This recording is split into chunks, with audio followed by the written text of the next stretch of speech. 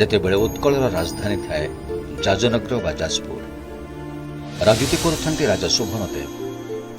ଏହି ସମୟରେ ଶ୍ରୀମନ୍ଦିର ପ୍ରତି ବିପଦ ଘନେଇ ଆସେ।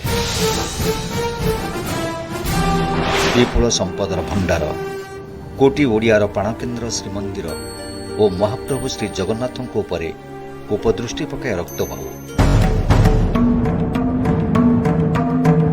ମାଦଳାପାଞ୍ଜିର ବର୍ଣ୍ଣନା ମୁତାବକ ଏ ହେଉଛି ଯବନ ରକ୍ତବାହୁ। ରକ୍ତବାହୁ ଶ୍ରୀମନ୍ଦିର ଉପରେ ଆକ୍ରମଣ କରିବାକୁ ସମୁଦ୍ର ପଥରେ ଉତ୍କଳ ଆସିଥିଲା। ବର୍ତ୍ତମାନର କନିକାଠାରେ ବୋଇତରୁ ଓହ୍ଲାଇ ସେ ଶ୍ରୀକ୍ଷେତ୍ର ଆଡ଼କୁ ଅଗ୍ରସର ହେଲା। ଶୋଭନଦେବଙ୍କ ଦ୍ୱିତୀୟ ଅଙ୍କରେ ଏଭଳି କାଣ୍ଡ ଘଟିଥିବା ମାଦଳାପାଞ୍ଜିର ବର୍ଣ୍ଣନା କରୁଛି। ରକ୍ତବାହୁ ଆକ୍ରମଣର ସୂଚନା ପାଇ ଶ୍ରୀମନ୍ଦିରର ସେବକ କୁଳ ଠାକୁରଙ୍କୁ ଲୁଚାଇ ନେବାକୁ ଯୋଜନା କରନ୍ତି। ରିକ୍ତ ହୁଏ ଶ୍ରୀମନ୍ଦିର।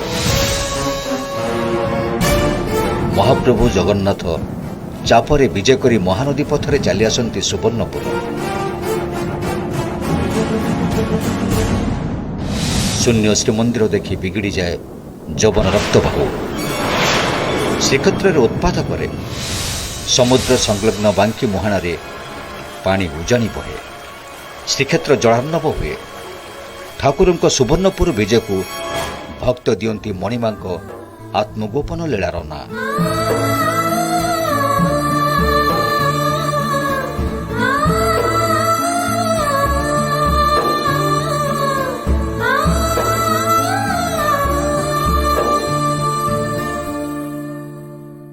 ବରଗଛ ମହାବାହୁ ଆଉ ଆତ୍ମଗୋପନର ଲୀଳା। ରକ୍ତବାହୁ କବଳରୁ ଦିଅଙ୍କୁ ବଞ୍ଚାଇବାର ପ୍ରୟାସ ଜାରି ରହେ। ବଳିଆର ଭୁଜଙ୍କୁ ରକ୍ଷା କରିବା ପାଇଁ ହୁଏ ଯୋଜନା। ଦାରୁ ବିଗ୍ରହଙ୍କୁ ମାଟି ଖୋଳି ପାତାଳି କରି ଦିଆଯାଏ। ଭୂଇଁ ତଳେ ସମାଧିସ୍ଥ ହୁଅନ୍ତି କୋଟି ଓଡ଼ିଆର ହୃଦୟେଶ୍ୱର। ଶୋକରେ ବୁଡ଼େ ସେବକ କୂଳ, ଲୁହରେ ଭିଜନ୍ତି ଭକ୍ତ। ଆଧୁନିକ ସୁବର୍ଣ୍ଣପୁର ହେଲେ ସେତେବେଳେ ସେ ଏମିତି ନଥିଲା।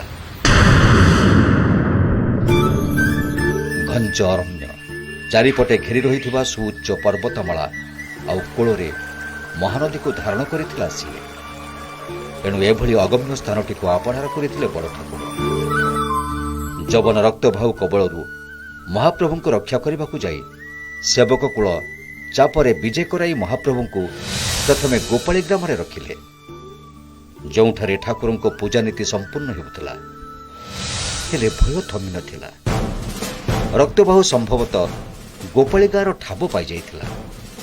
ଏଣୁ ମହାପ୍ରଭୁଙ୍କୁ ରକ୍ଷା କରିବାକୁ ପୁଣି ଆରମ୍ଭ ହେଲା ଯୋଜନା।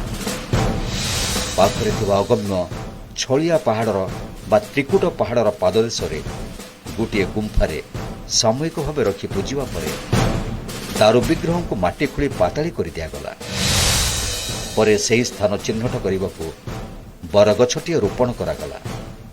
ଘଟଣା ପାଲଟିଗଲା ଇତିହାସ। ସମୟର ଫୁଟ ଦେଉଟି ଚାଲିଲା। ମାଟି ତଳେ ସମାଧିସ୍ଥ ହେଲେ ଏ ଜାତିର ଇଷ୍ଟ। କୋଟି କୋଟି ଓଡ଼ିଆଙ୍କ ଛାତିରେ ଗଭୀର କ୍ଷତ ସୃଷ୍ଟି ହେଲା। ଲୁହରେ ବୁଡ଼ିଲେ ସେବକ, ଭକ୍ତ ଆଉ ଶ୍ରଦ୍ଧାଳୁ। ଦୀର୍ଘ 144 ବର୍ଷ କାଳ ମହାପ୍ରଭୁମାନେ ଏହି ମାଟି ତଳେ ଲୁଚି ରହିବାର ଲୀଳା କଲେ। ଶୋଭନ ଦେବଙ୍କ ରାଜତ୍ୱ, ତାଙ୍କ ପରେ ଚନ୍ଦ୍ରକର ଦେବଙ୍କ ଶାସନ କାଳ ଭିତରେ ଠାକୁରଙ୍କୁ ମୁକ୍ତ କରାଯାଇପାରେ ନାହିଁ। ମୋଟ 144 ବର୍ଷ କାଳ ପାତାଳି ଲୀଳା କଲେ ବଡ଼ ଠାକୁର। ନବମ ଦଶମ ଶତାବ୍ଦୀ ବେଳକୁ ଉତ୍କଳରେ ରାଜତ୍ୱ କରନ୍ତି କେଶରୀ ବଂଶୀୟ ରାଜା ଯଯାତି କେଶରୀ। ଆଗମନ କରନ୍ତି ଆଦିଗୁରୁ ଶଙ୍କରାଚାର୍ଯ୍ୟ। ରିକ୍ତ ଶ୍ରୀମନ୍ଦିର ଦେଖି ରାଜାଙ୍କୁ ଏହି ବାବଦରେ ପଚାରନ୍ତି। ଯଯାତି ଶ୍ରୀକ୍ଷେତ୍ର ଆସି ଏ ସମ୍ପର୍କରେ ବୁଝିବାରୁ ସୁବର୍ଣ୍ଣପୁରର ପତ୍ତା ମିଳେ। ସୁବର୍ଣ୍ଣପୁର ଆସି ମହାପ୍ରଭୁଙ୍କ ଜୀର୍ଣ୍ଣୋଦ୍ଧାର କର୍ମ ଆରମ୍ଭ ହୁଏ। ଅଞ୍ଚଳବାସୀଠାରୁ କିନ୍ତୁ ମିଳେନି ଠାକୁରଙ୍କ ପାତାଳି ସ୍ଥାନର ଠିକଣା। ନିରାଶ ରାଜା ଦୁଃଖୀ ହୋଇ ପଡ଼ନ୍ତି। ଏତିକିବେଳେ ନଜର ପଡ଼େ ଗୋଟିଏ ବୃଦ୍ଧା ମହିଳାଙ୍କ ଉପରେ, ଯିଏ ଗୋଟିଏ ନିର୍ଦ୍ଦିଷ୍ଟ ବରଗଛକୁ ମୁଣ୍ଡିଆ ମାରୁଥାନ୍ତି।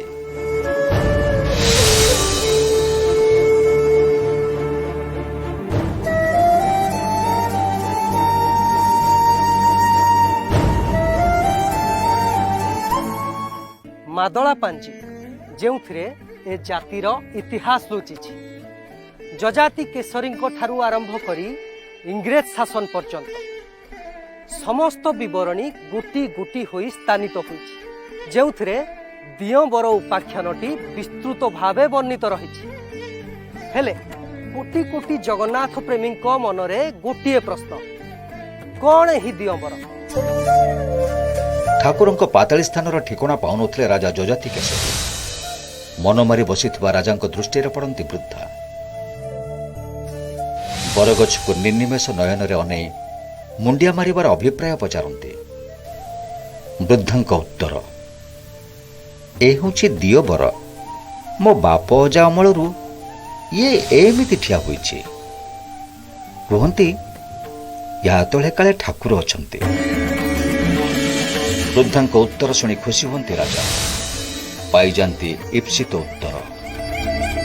ପାଖରେ ଥିବା କଟୁରିଆ ବ୍ରାହ୍ମଣକୁ ଲଗେଇ ବରଗଛ ହଣାଯାଏ। ଓଡ଼ିଆ ଜାତି ନିର୍ନିମେଷ ନୟନରେ ଅନେଇଥାଏ ମାଟି ତଳର ଅଥଳ ଗର୍ଭକୁ। ଏ ଜାତିର ପ୍ରାଣପରା ସେଇଠି ଥାଏ। ମଣିମାଙ୍କ ଶ୍ରୀଅଙ୍ଗ ବିଦୀର୍ଣ୍ଣ ହୋଇସାରିଥାଏ। ମାଟି ସହ ମୌନ ବ୍ରତରେ ମଗ୍ନ ମହାପ୍ରଭୁଙ୍କୁ ଅପେକ୍ଷା କରିଥାଏ ଉତ୍କଳ। ଇତିହାସ କହେ ସ୍ଥାନୀୟ ବିରିବନ୍ଧ ଓ ରତନପୁର ଗ୍ରାମରେ ଥିବା ଦଇତା ଓ ପତିମାନଙ୍କୁ ଅଣେଇ ଠାକୁରଙ୍କ ଜୀର୍ଣ୍ଣୋଦ୍ଧାର କରାଯାଏ। ଶୁଦ୍ଧ ପାଟକଣାରେ ଗୁଡ଼ାଇ ଠାକୁରଙ୍କ ଜୀର୍ଣ୍ଣ ଅବୟବକୁ ଶ୍ରୀକ୍ଷେତ୍ରକୁ ଅଣାଯାଏ। ଯଜାତି ଶ୍ରୀକ୍ଷେତ୍ରରେ ନିର୍ମାଣ କରନ୍ତି 38 ହାତର ପୋଟଳ, ମାଦଳର ନାଁ ବା ମନ୍ଦିର। ମହାପ୍ରଭୁ ଶ୍ରୀ ଜଗନ୍ନାଥ ପୁନଃ ପ୍ରତିଷ୍ଠିତ ହୁଅନ୍ତି ନିଜ ପାବନ କ୍ଷେତ୍ର ଶ୍ରୀକ୍ଷେତ୍ରରେ। ବ୍ରାହ୍ମଣ ପଣ୍ଡିତ ଆଉ କୋଟି କୋଟି ଓଡ଼ିଆଙ୍କ ଆଶୀର୍ବାଦରେ ଯଜାତିଙ୍କୁ ମିଳେ ଦ୍ୱିତୀୟ ଇନ୍ଦ୍ରଦ୍ୟୁମ୍ନର ଉପାଧି। ନୀଳକନ୍ଦର ନିବାସୀ ଆମ ଠାକୁରେ ଦିନେ ଏହି କନ୍ଦରରେ ରହିଥିଲେ, ଯାହାର ମାଟି ଆଜି ବି ସେହି ଇତିହାସର ଅବଗାହନ କରେ। ଏ ମାଟି ଆଜି ବି ମଗ୍ନ ରହିଛି ମହାପ୍ରଭୁଙ୍କ ମାୟାରେ। ତା ସୁଗନ୍ଧରେ ଆଜି ବି ଭାସି ଆସୁଛି ଚନ୍ଦନ, କର୍ପୂର ଆଉ କସ୍ତୁରୀର ଗନ୍ଧ। ଏ କନ୍ଦରର ନାଁ ଶ୍ରୀଜଗନ୍ନାଥ ଗୁମ୍ଫା, ଯେଉଁଠି ମହାପ୍ରଭୁ ଦିନେ ପାତାଳି ହୋଇଥିଲେ। ଖାସ୍ ସେଇଥିପାଇଁ ଆଜି ବି ଏ ମାଟି ଆପଣଙ୍କୁ ମନ୍ତ୍ରମୁଗ୍ଧ କରିବ।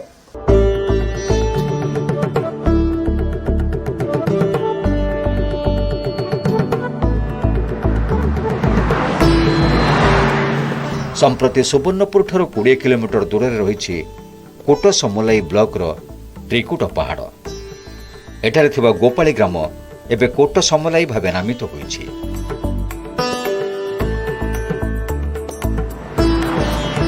ଯେଉଁଠାରେ ଶ୍ରୀ ବିଗ୍ରହମାନେ ପ୍ରଥମେ ଆଶ୍ରୟ ନେଇଥିଲେ।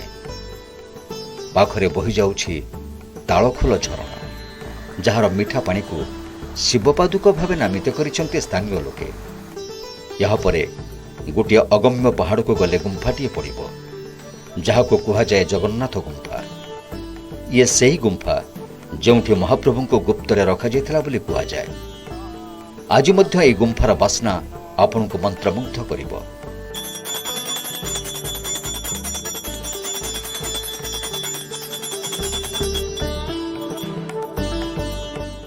ଏ ହେଉଛି ଛଳିଆ ପାହାଡ଼ ଆଉ ଦାରୁକଣ ପାହାଡ଼ ଅନ୍ତର୍ଗତ ସେହି ଶ୍ରୀଜଗନ୍ନାଥ ଗୁମ୍ଫା, ଯାହାକୁ ବର୍ତ୍ତମାନ ସମୟରେ ଶ୍ରୀଜଗନ୍ନାଥ ଗୁମ୍ଫା ନାମରେ ନାମିତ କରାଯାଇଛି। କିନ୍ତୁ ଏହି ଗୁମ୍ଫାରେ ବିଗତ ଶହ ଶହ ବର୍ଷ ପୂର୍ବେ ଏଇଠି ମହାପ୍ରଭୁ ଶ୍ରୀଜଗନ୍ନାଥଙ୍କୁ ଦାରୁ ବିଗ୍ରହଙ୍କୁ ଏଇଠି ଲୁଚାଇକି ରଖାଯାଇଥିଲା। ପାଖାପାଖି 99 ବର୍ଷ ଲୁଚାଇକି ରଖାଯାଇଥିଲା ବୋଲି ଯାହା ଇତିହାସ କହୁଛି। ତେବେ ଆମେ ଅଧିକ ଜାଣିବା ଏହି ଗୁମ୍ଫାର ମାହାତ୍ମ୍ୟ ବିଷୟରେ। ଏଠି କାହିଁକି ଠାକୁରଙ୍କୁ ଲୁଚା ହେଇଥିଲା ଏବଂ ଯେଉଁ ରକ୍ତବାହୁ ର ଆକ୍ରମଣ ଭୟରେ ଏଠି ଲୁଚା ହେଇଥିଲା ବୋଲି ଯାହା ବିଶ୍ୱାସ ରହିଛି ବା ଯେଉଁ କିମ୍ବଦନ୍ତୀ ରହିଛି। ଏହି ଗୁମ୍ଫା ଏମିତି ଏକ ମନୋରମ ସ୍ଥାନରେ ରହିଛି ଯାହାର ଚାରିପଟେ ସବୁଜିମାରେ ପୂର୍ଣ୍ଣ। ଦୂରରୁ ଦିଶୁଛି 3ଟି ପାହାଡ଼, ବେଶ ଲଗାଲଗି, ବେଶ ସୁଦୀର୍ଘ। ନା ଲୋକନାଥ ପାହାଡ଼, ରାଣୀବସା ପାହାଡ଼ ଓ ଦାରୁକୋଣ ପାହାଡ଼। ଏବେ ମଧ୍ୟ ଏହି ପର୍ବତ ସଂଲଗ୍ନ ଏମିତି ଅନେକ ଗାଁ ରହିଛି, ଦେଉଳଝରି, ଓଡ଼ସିଙ୍ଗା, ଯେଉଁଠି ଶ୍ରୀକ୍ଷେତ୍ର ଚଳଣୀର ଭ୍ରମ ସୃଷ୍ଟି ହୁଏ। ଉପକୂଳ ଓଡ଼ିଶାର ରଘୁରାଜପୁରରେ ଯେଉଁ ପଟ୍ଟଚିତ୍ର ଓ ଗଞ୍ଜପା ଖେଳ ପରମ୍ପରା ରହିଛି, ଏଠାରେ ମଧ୍ୟ ଦେଖିବାକୁ ମିଳେ। ଐତିହାସିକ ତଥ୍ୟ କୁହେ ମହାପ୍ରଭୁ ସୋନପୁର ଆସିଲା ବେଳେ ତାଙ୍କ ସହ ଆସିଥିବା କିଛି ସେବକ ଏଠାରେ ରହିଯାଇଥିଲେ ଏବଂ ସେଇମାନଙ୍କ ପାଇଁ ଏ ସମସ୍ତ ପରମ୍ପରା ଉପକୂଳ ଓଡ଼ିଶାର ପଶ୍ଚିମାଞ୍ଚଳକୁ ସମ୍ପ୍ରସାରିତ ହୋଇଛି। ଲୀଳାମୟ ଜଗନ୍ନାଥଙ୍କ ଏହା ପ୍ରଥମ ଲୀଳାକ୍ଷେତ୍ର, ଯେତିକି ଅନନ୍ୟ ସେତିକି ମନୋରମ।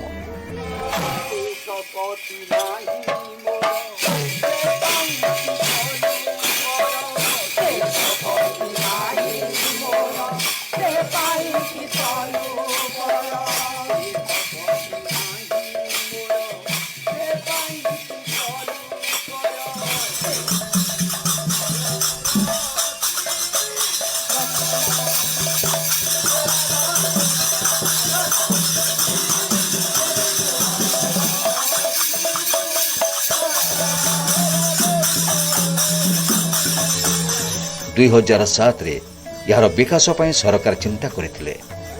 ଶ୍ରୀମନ୍ଦିର ପ୍ରଶାସନ ମଧ୍ୟ ଏଠାକୁ ଯାଇ ତନଖି କରିଥିଲେ।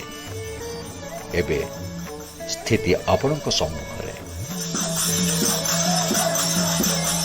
याको आहुरी केमिति आगको नबु माने प्रत्येक मनीष पाखरे पाताली श्रीक्षेत्र गोटे जगह अच्छी अंतत ओडिशार प्रत्येक जनमानसर केमिति भरी ही जीव से चिंतारे आमे अछु।